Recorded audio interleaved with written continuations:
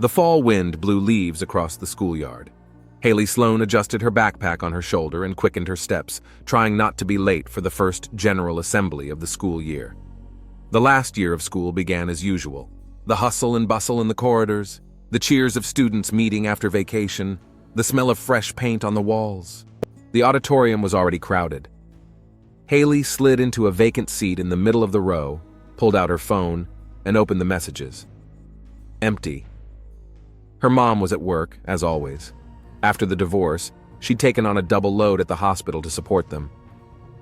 Clara Sloan needs to go into surgery right away, were the kinds of messages Haley remembered from her childhood. Sometimes she felt like there was an invisible patient in their lives who was always more important than her. The noise in the auditorium died down. The new headmaster of the school, a tall man in an expensive suit, took the stage. His gray hair contrasted beautifully with his tanned skin, and his movements had the confidence of a man accustomed to leading.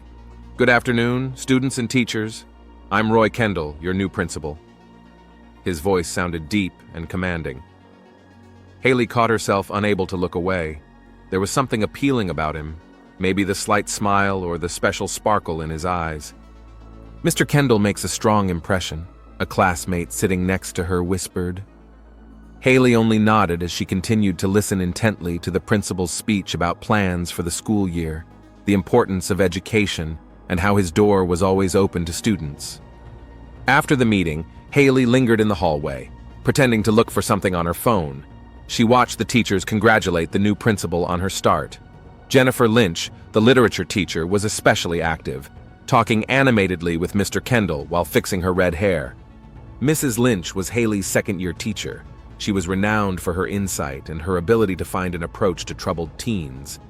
Now she turned and met Haley's gaze. Something akin to worry flashed in her eyes. Haley hurried away. On the way home, she thought about how strange life was. Everything seemed normal, but sometimes something happened that made her heart beat faster. At home, she was greeted by an empty apartment. On the refrigerator was a note from her mom. "I'll be late. Dinner's in the microwave. Kisses." That evening, lying in bed, Haley flipped through the school website. A picture of the new principal appeared on the home page. He was standing near the school entrance, the sun playing in his gray hair. Something about the look in his eyes made Haley want to save the picture. The phone rang in the next room. Her mom had warned her she'd be a couple more hours late. Haley answered with the usual, "It's okay," and ducked into her pillow. Her mind was reeling with fragments of the day, the principal's speech, his confident gestures, Mrs. Lynch's attentive gaze. As she fell asleep, she thought about how maybe this year would be special. Maybe something would finally happen that would make her life less lonely, less predictable. She didn't know that soon those thoughts would turn into reality, far more complicated and dangerous than the 18-year-old girl dreaming of change could have imagined. The leaves rustled outside the window. The time was slowly approaching midnight. And somewhere in the back of her mind, a feeling was brewing that Haley couldn't quite put a name to. A feeling that would change not only her life, but the lives of everyone around her. It started with a simple note. "Miss Sloan, come see me after school to discuss your participation in the school board." Haley reread Mr. Kendall's neat handwriting several times before folding the sheet and tucking it into her pocket. She'd never been interested in the school board, but it was impossible to refuse the principal's invitation. The day stretched on interminably. In literature class, Mrs. Lynch was discussing Wuthering Heights, but Haley barely heard her words. She thought about the upcoming meeting, about how she would behave, what she would say. When the final bell rang, Haley slowly gathered her things and made her way to the principal's office. Her heart was pounding somewhere in her throat. She knocked. "Come in, Miss Sloan." Mr. Kendall's voice sounded softer than it did at the General Assembly. He was seated behind a massive desk with an antique table lamp with a green shade. "Have a seat." The conversation began formally, about the school board, about grades, about future plans. But gradually, something changed. Maybe it was the way he listened intently, or the way he looked, like he was genuinely interested in her thoughts, dreams, fears. "You know, Haley," he called her by name for the first time, "there's something special about you. You're not like all those other teenagers." She felt herself blush. I noticed you back at the meeting. You know how to listen." After that conversation, something changed. Haley started finding short notes in her locker. Sometimes they were quotes from books, sometimes just a few words. "You look beautiful today. Your essay was the best in the class. Come by after class. I want to show you a rare book." She kept all the notes in a special box under her bed. Every night she reread them, imagining him writing those words, thinking of her. It was their secret, the first real secret of her life. Meetings in his study became regular. He did show her rare books from his collection, talked about traveling, about music, about art. One day he turned on an old vinyl, Billie Holiday singing about strange fruits, and in the semi-darkness of the study, it was as if time had stopped. "This is for you," he said once, holding out a small box. Inside was a dainty silver bracelet with a small pendant in the shape of a book. "I saw it and thought of you." Haley couldn't wear the bracelet openly. It would raise too many questions, but every night she put it on while sitting in her room and imagined that they could be together in more than just the quiet of his office. At home, she became more withdrawn. Clara wrote it off to adolescence, to the stress of her last year of school. "You can tell me anything," her mother would say, but Haley would only shake her head.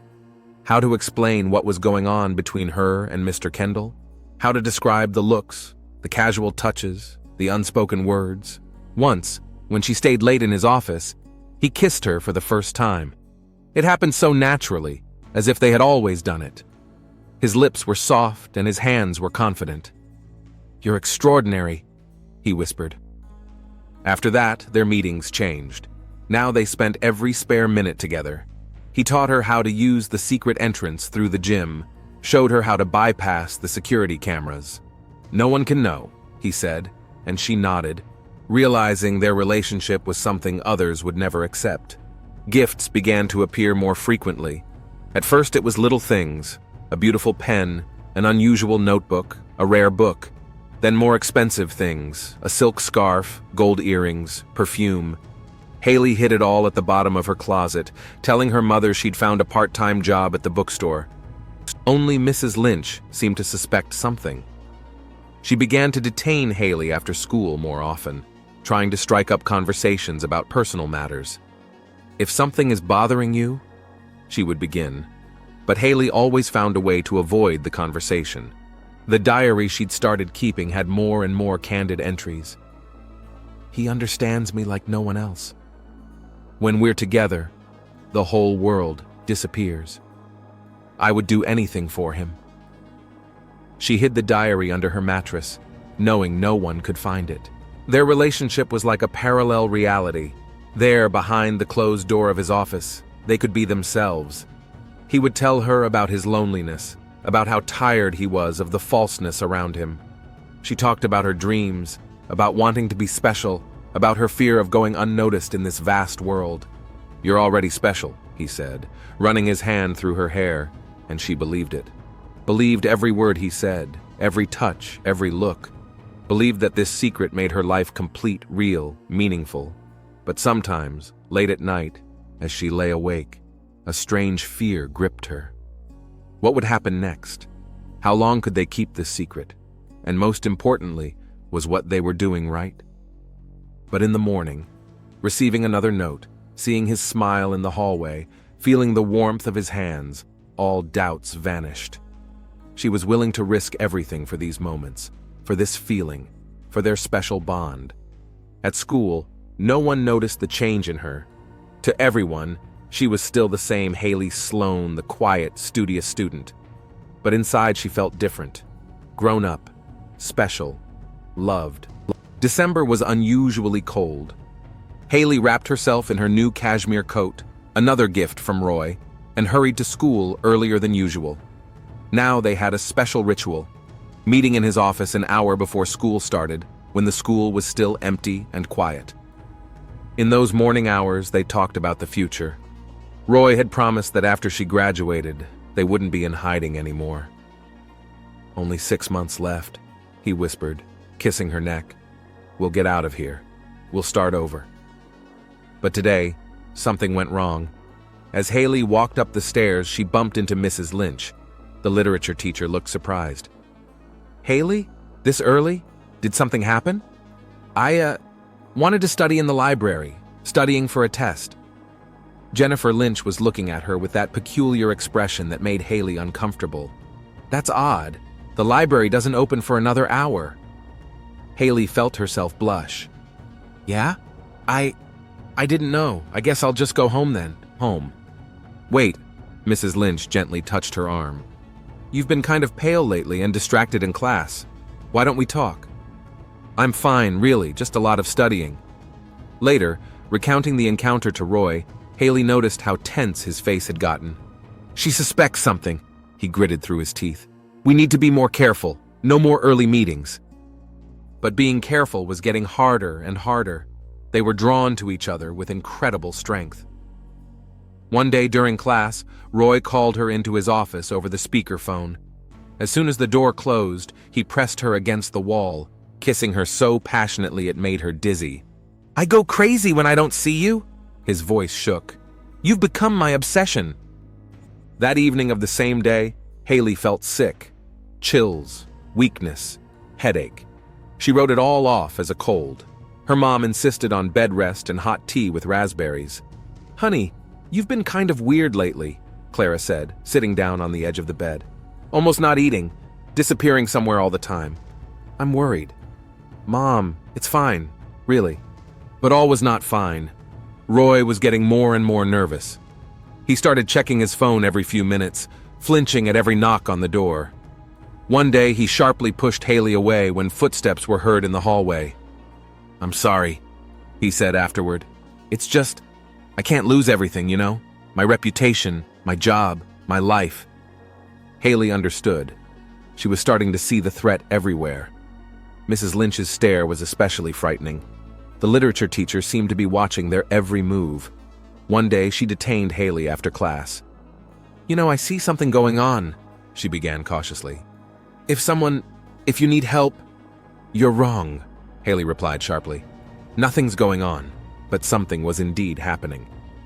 Haley was feeling increasingly weak. She felt nauseous in the mornings, insomnia at night. A strange rash appeared on her neck, which she carefully masked with a scarf. Roy noticed the change in her too. You look pale, he said once, running his finger along her cheek. Maybe you should see a doctor. No, she answered too quickly. Doctors meant questions, and questions were dangerous. Strange rumors began to circulate in the school. Someone saw her leaving the principal's office after class. Someone spotted expensive gifts. Hey Sloan, where'd you get that coat? One of the seniors shouted after her. Roy was getting more and more paranoid. He'd installed an extra lock on his office door, started recording all their conversations on a tape recorder, for backup, as he explained. Now he insisted that she delete all his messages immediately after reading them. You can't trust anyone, he repeated, especially this Lynch woman. She's up to something. One day, Jennifer actually almost caught them. Haley barely had time to hide in a closet when the teacher entered the principal's office without knocking. Her heart was pounding so hard it seemed its pounding could be heard through the closet door. Mr. Kendall, I want to talk about Haley Sloan. Mrs. Lynch's voice sounded firm. I'm concerned about her condition. I don't understand your concern, Roy replied coldly. Miss Sloan is one of the best students I've ever had. It's not about her studies. I noticed certain changes in her behavior. Haley squirmed, praying the conversation would end soon. The closet was stuffy and her head was spinning more and more. When Mrs. Lynch finally left, she nearly passed out. We need to be even more careful, Roy said, helping her out.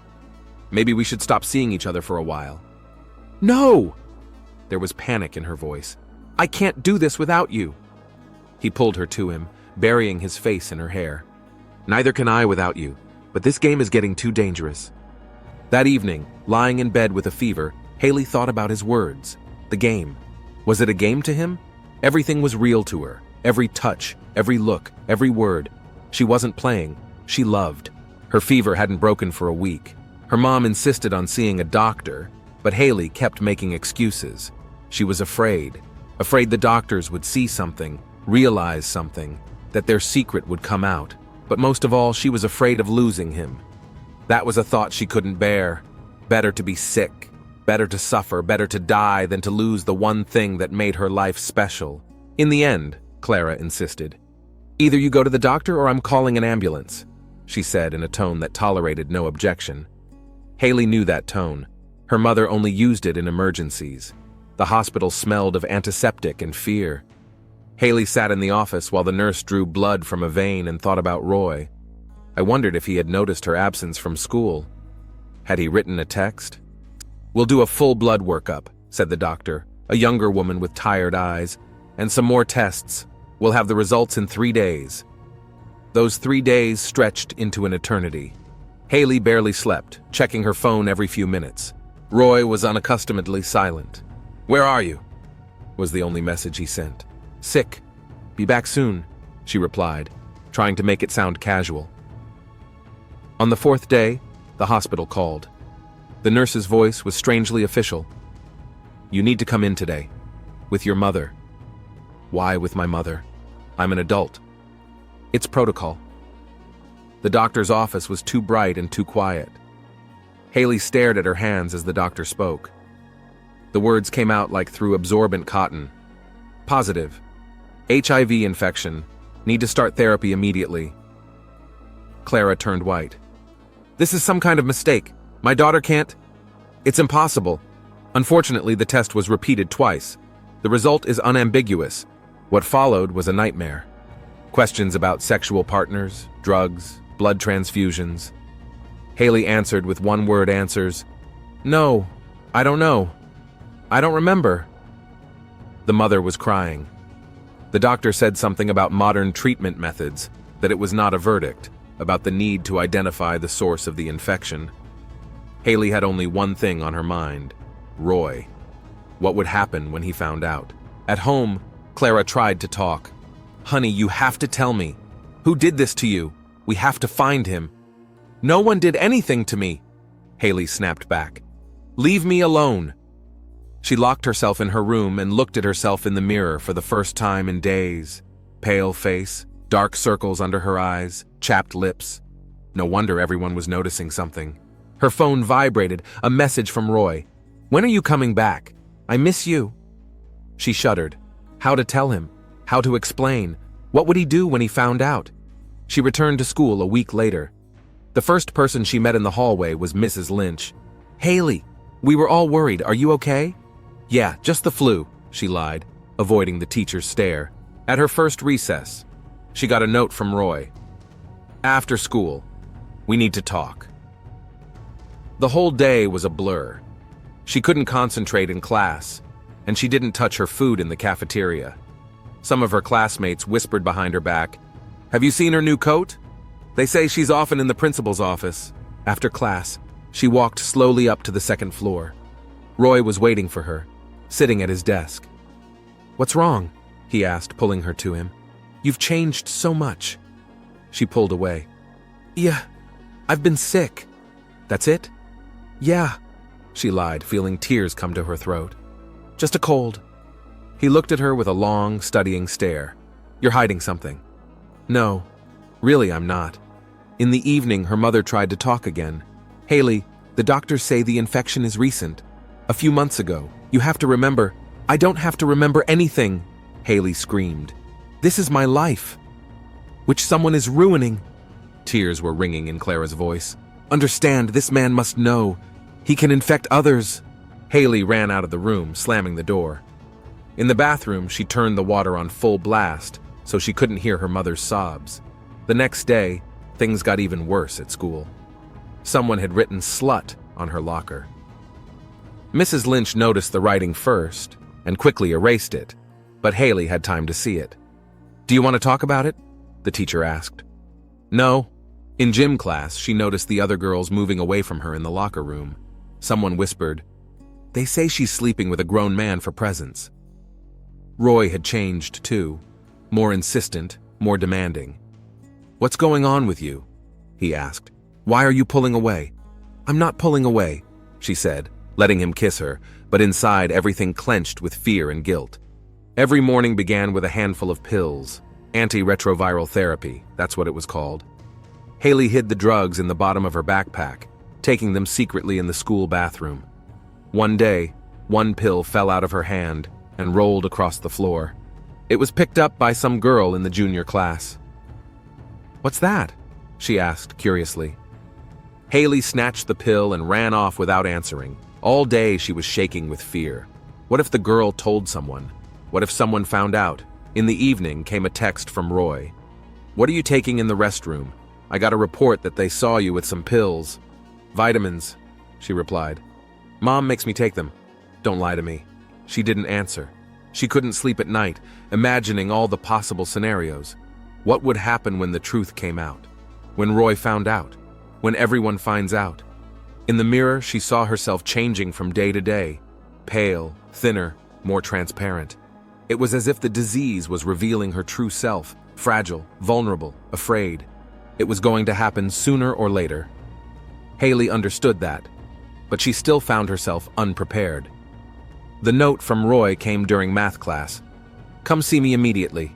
It's urgent." Something about his handwriting, sharp, angular, made her heart clench. She raised her hand, asking permission to step outside. The hallway was empty and humming. Roy stood at the window of his office, his back to the door. On the desk was an unfolded sheet of paper, the results of her tests. Haley felt the ground go from under her feet. "Where did you get this?" Her voice shook. "Never mind," he turned sharply. His face was contorted with rage. "What matters is that you're a dirty little shit." "I didn't know. I only recently found out."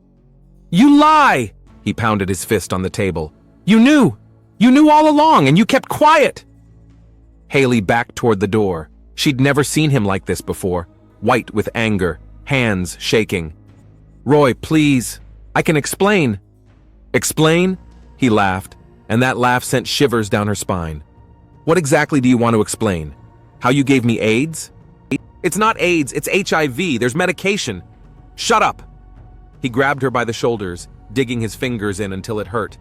"You ruined my life. Everything I've accomplished, my career, my reputation." Footsteps were heard outside the door.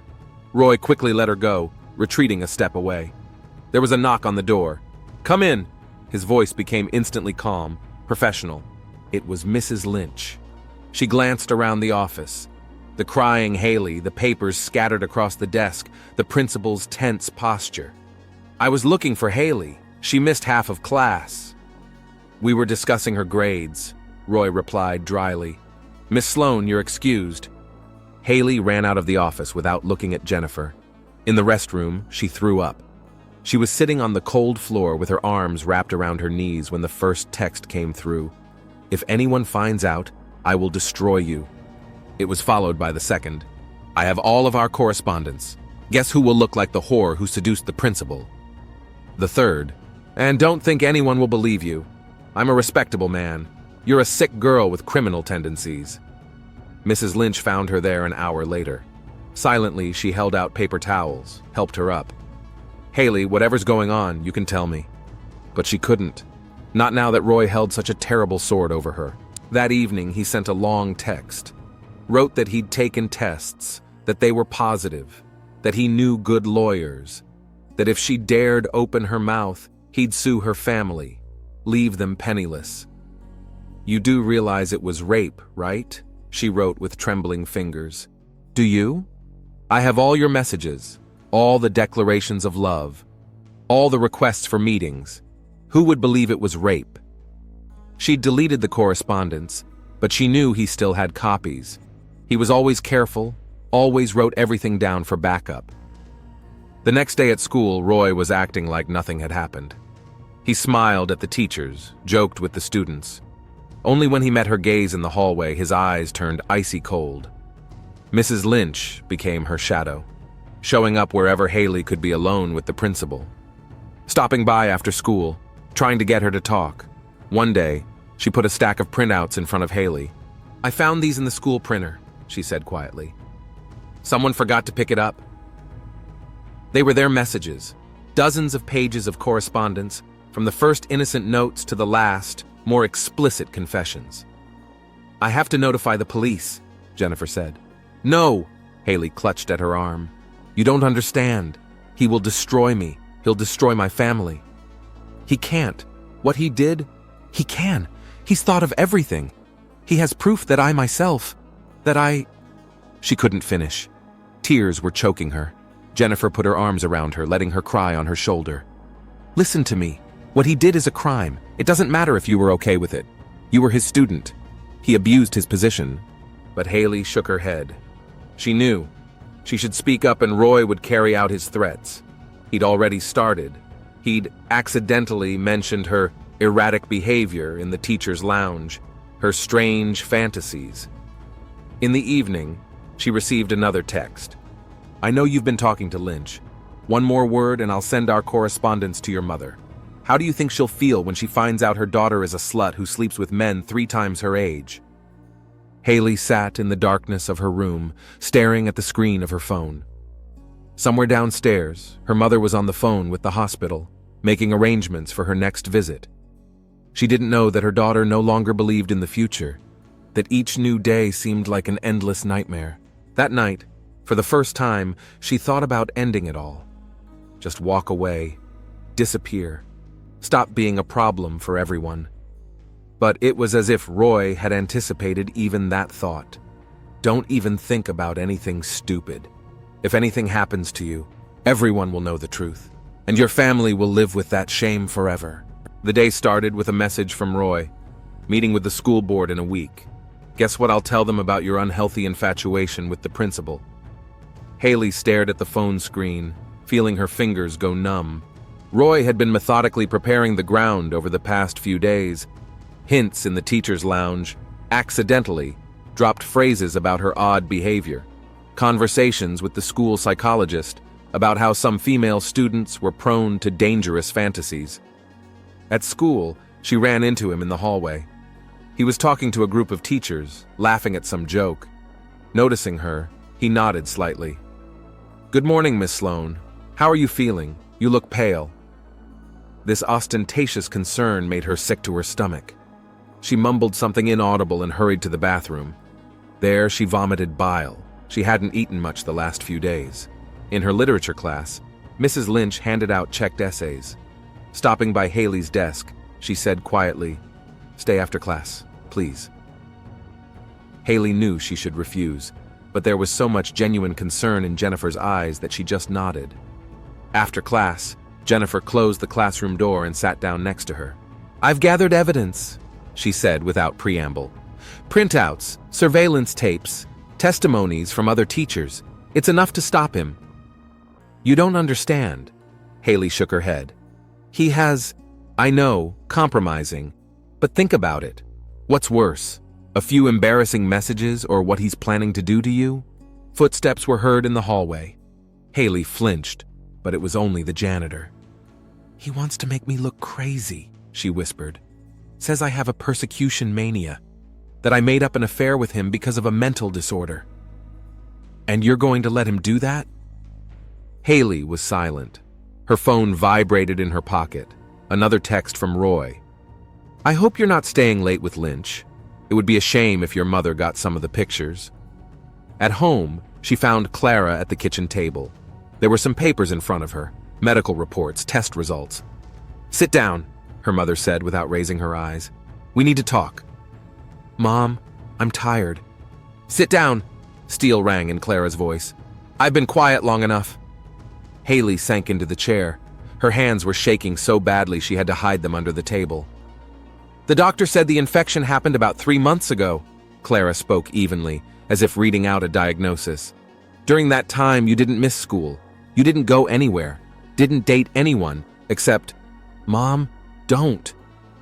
"Except for school." Clara looked up, and Haley recoiled at the pain in her gaze. "Who is he, Haley?" And suddenly it was easy. It was as if the huge rock she'd been dragging around all these months just disappeared.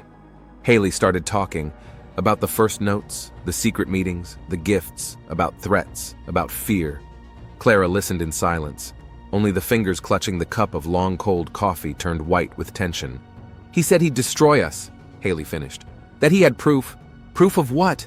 Clara's voice was fearful. "That he molested a minor? That he infected you with HIV? I'm already 18. "You were his student!"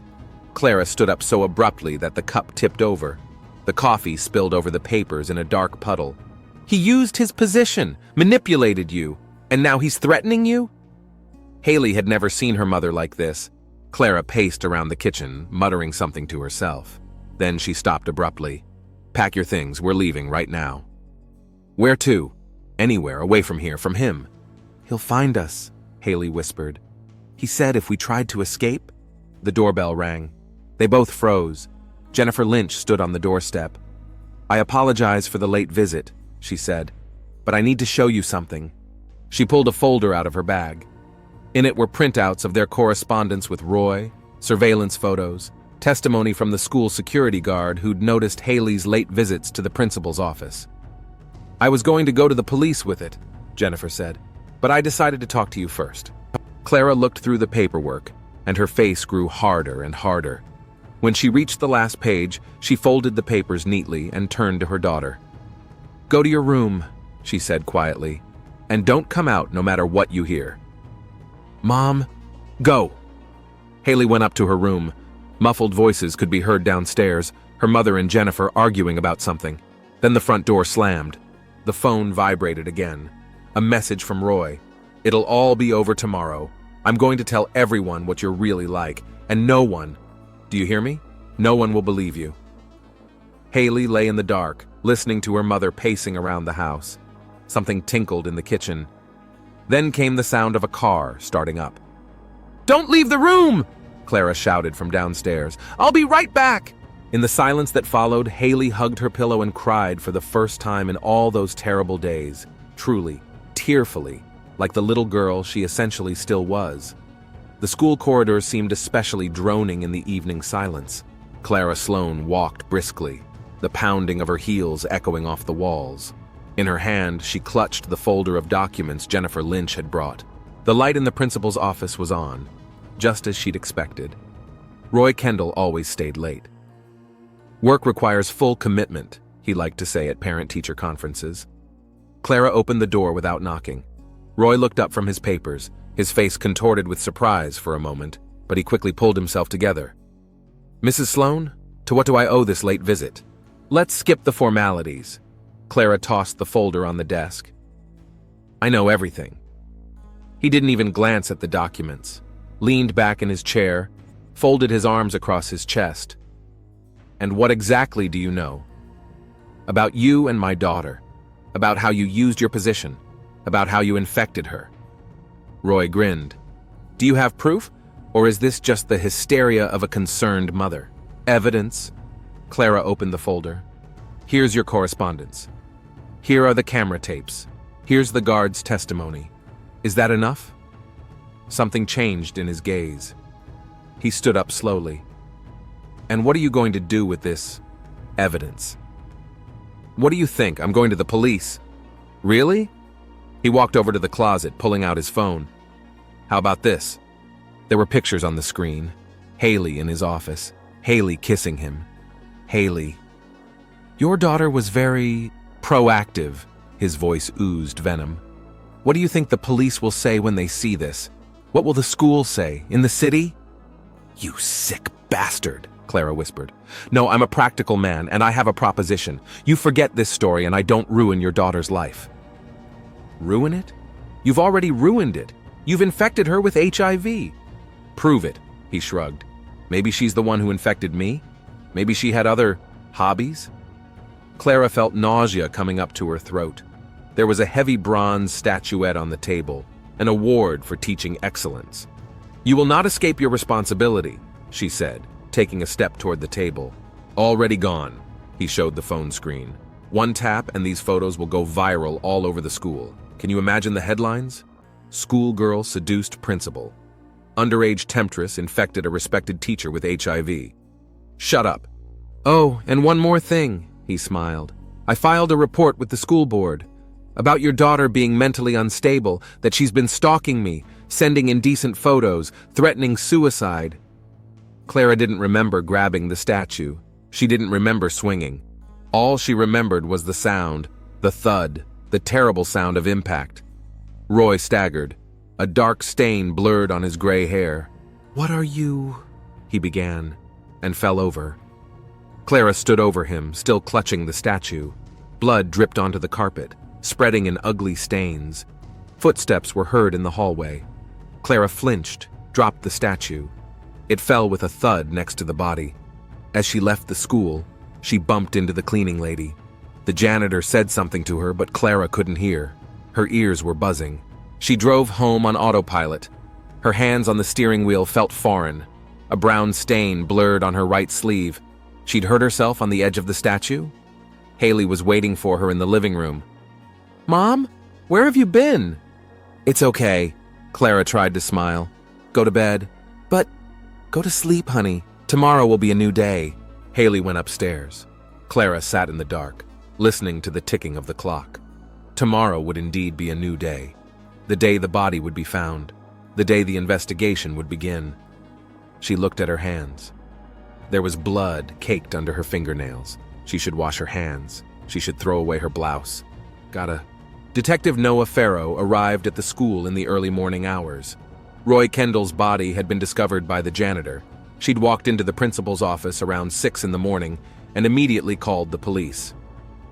"Tell me again what you saw last night." Farrow eyed the older woman carefully. "I've already told you. About 9 o'clock this evening, some woman came out of the office. I didn't get a good look at the face. It was dark." The principal's office turned into a crime scene. Forensics photographed bloodstains on the carpet, lifted prints off the statuette, bagged anything that might be evidence. "Detective!" One of the experts waved at Farrow. "You should see this." A folder of correspondence was discovered on Kendall's computer. Hundreds of messages sent to a high school student. Farrow read, and his face grew increasingly grim. "Find this girl," he said. "Haley Sloan. Immediately." The school was packed with students and teachers by then. News of the principal's death spread instantly. The hallways were filled with whispers, theories, rumors. Haley was found in the literature room. She was sitting at the last desk, pale as a sheet. Mrs. Lynch stood next to her. "Miss Sloan," said Farrow, showing her badge. "Come with me." "I'll go with her," Jennifer said quickly. "As her teacher, that's not necessary. I insist." In the empty classroom, Farrow spread the message printouts in front of Haley. "Do you know what these are?" Haley was silent, staring at one point. Jennifer put a hand on her shoulder. "Where were you last night?" the detective continued. "At home." Her voice was barely audible. "Can anyone confirm that?" "Yeah, Mom was home." Farrow jotted something down in his notebook. "And your mother, where was she?" Haley shuddered. "I don't know, she was going somewhere." "Where exactly?" "I didn't ask." A young police officer peered into the classroom. "Detective, we found something else." They found a hidden cell phone in Kendall's office. It had pictures on it, compromising pictures of Haley. "Looks like blackmail," one of the forensics guys remarked. Farrow went back to questioning. He was looking at Haley differently now, not as a suspect, but as a possible victim. "Did he threaten you?" Haley covered her face with her hands. Jennifer squeezed her shoulder tighter. "You have to tell the truth," she said softly. "The whole truth." And Haley started talking. About the notes, about the meetings, about the gifts, about how everything had changed when she'd learned of her diagnosis, about Roy's threats. Farrow listened without interrupting. When she finished, he was silent for a long time. "We need to talk to your mother," he finally said. "She's at work," Haley answered quickly. "At the hospital." But Clara Sloan wasn't in the hospital. She was sitting at home, sorting through old photos of Haley. On the table lay the bloody blouse she'd never decided to throw away. The doorbell rang, taking her by surprise. Detective Farrow stood on the doorstep. "Mrs. Sloan, I have a few questions about last night." Clara invited him in. They sat down in the living room, where, as recently as yesterday, she'd been reading the papers Jennifer had brought in. "Where were you between 8 and 10 p.m.? "Went to see my sister," she lied. "She's having problems with her husband." "Does your sister live in the city?" "In the suburbs." "Address?" Clara named the first address that came to mind. Farrow wrote it down, but you could tell in his eyes he didn't believe it. "Mrs. Sloan, Were you aware of your daughter's relationship with Mr. Kendall? No. She gripped the armrests of her chair. I mean, I only recently found out. And how did you react? How should a mother react? A heavy silence hung in the room. Farrow looked at the pictures on the walls, Haley as a child, Haley at her junior high school graduation, Haley and her mother at a picnic. You know, he said finally, if someone did that to my kid, I'd want to kill him too. Clara shuddered. Is that a threat? No, just an observation. He stood up. We'll talk again, Mrs. Sloane, and I suggest you get a good lawyer. After he left, Clara sat motionless for a long time. Then she got up, took a suitcase out of the closet. But no sooner had she put the first thing in it than the doorbell rang again. This time, it was Jennifer Lynch. They found the camera tapes, she said without preamble. The ones I didn't have time to show you.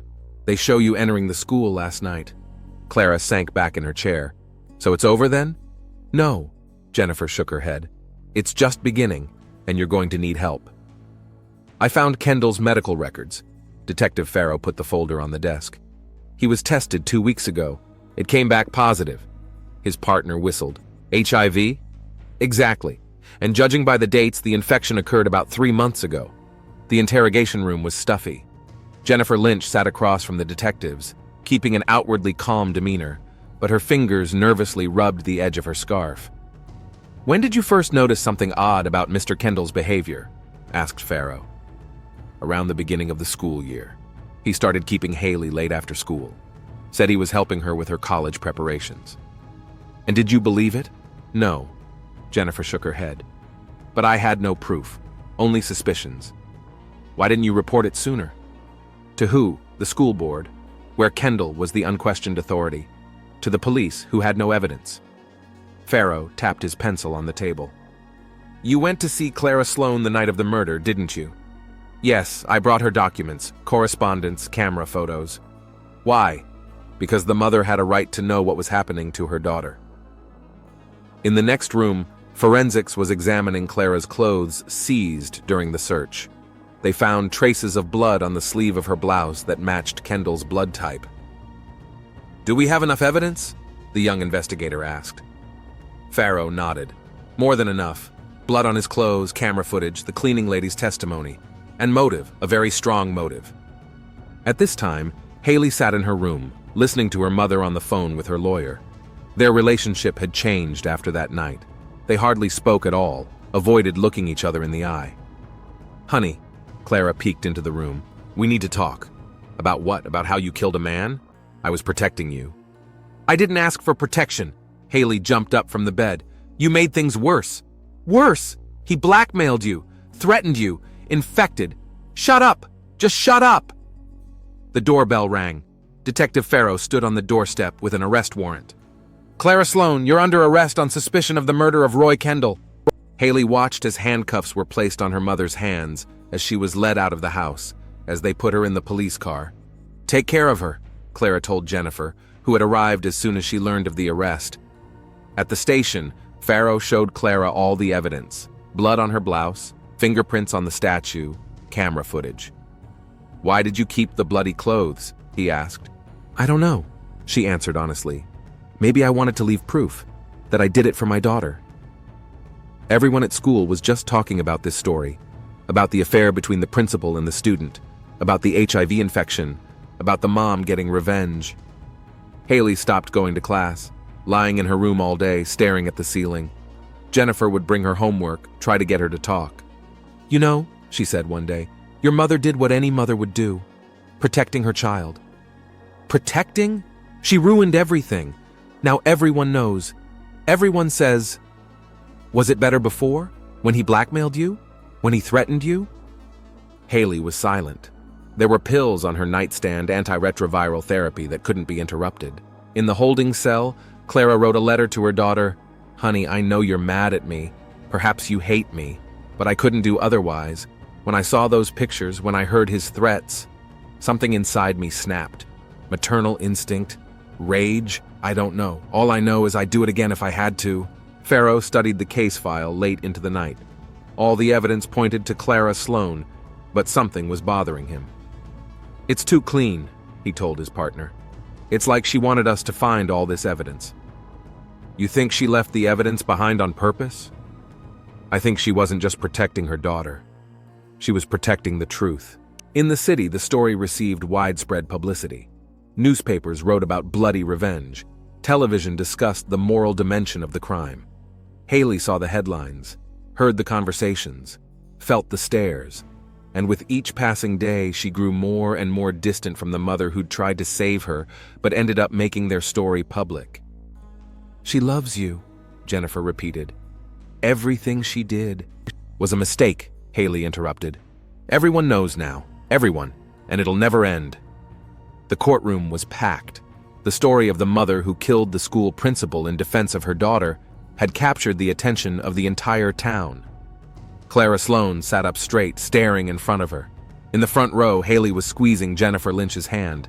Present your evidence to the court, the judge nodded to the prosecutor. The evidence came up one by one. The bloody blouse, the statuette with blood and fingerprints, the surveillance footage. Detective Farrow testified about the progress of the investigation. Mrs. Sloan arrived at the school around 9 o'clock that evening, he said. The tapes show her entering the building. 40 minutes later, she comes out. Mr. Kendall was killed in that time interval. Clara's attorney built his defense on the emotional state of his client. He told the jury about the blackmail, the threats, the HIV infection. You are not facing a cold-blooded killer, he said. You have before you a mother who protected her child from a monster. When Clara was given the floor, there was silence in the room. I plead guilty, she began calmly. I killed Roy Kendall, and I want to tell you why. She spoke for over an hour, about how she'd noticed a change in her daughter, how she'd tried to figure out what was going on, how she learned the truth. When I walked into his office, he showed me pictures of my daughter, threatened to ruin her life, said he would make her look mentally ill, obsessed with him, that he would use her HIV status against her. Haley cried, resting her head on Jennifer's shoulder. Many in the audience pulled out tissues. I didn't plan to kill him, Clara continued. I wanted to make him back off. But when he started talking about how he was using my daughter's disease to destroy her, something in me broke. The jury deliberated for several hours. When they returned, the foreman read the verdict, guilty of manslaughter with extenuating circumstances. The judge imposed the sentence, 8 years, with the possibility of parole in 5 years. After the verdict was announced, Haley approached her mother for the first time in a long time. I understand, she said quietly. I understand now. Clara hugged her daughter, and they stood like that for a long time before the convoy led the convict away.